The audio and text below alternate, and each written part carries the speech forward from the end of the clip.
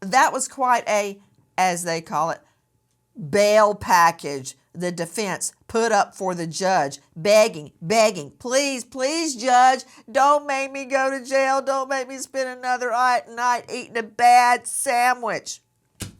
$50 million?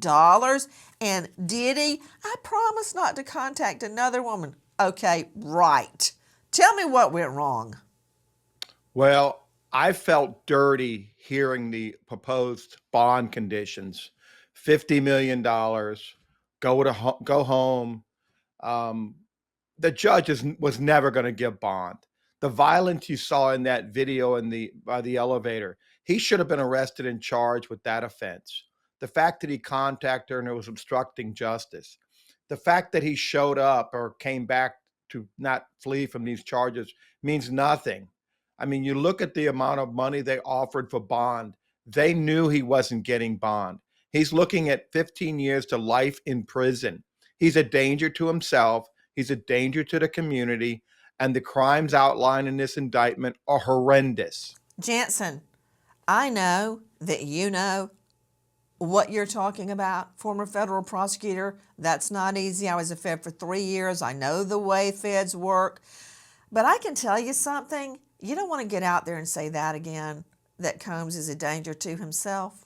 Combs is not going to hurt himself. What Combs is going to do is try to flee somewhere like Paris, where they're hiding out Roman Polanski and others, and record from there just like Kanye, okay? That's what Combs is going to do. He's not going to hurt one hair on his head. That's not happening. But I agree with you. I didn't feel dirty. I felt crazy mad when I heard about a $50 million bond package. And you know, a lot of judges, Jansen, you know, there are a lot of judges that would have done that if nobody was watching, but not this judge.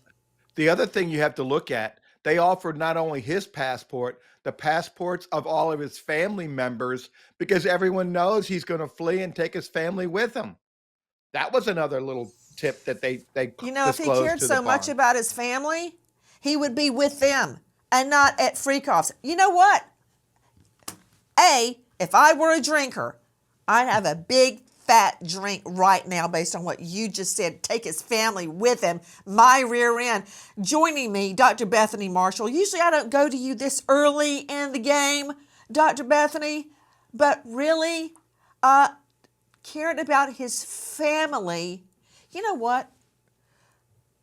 If he cared about his family, he would be living with his family or having joint custody with his children if it didn't work out with the wife or the mother.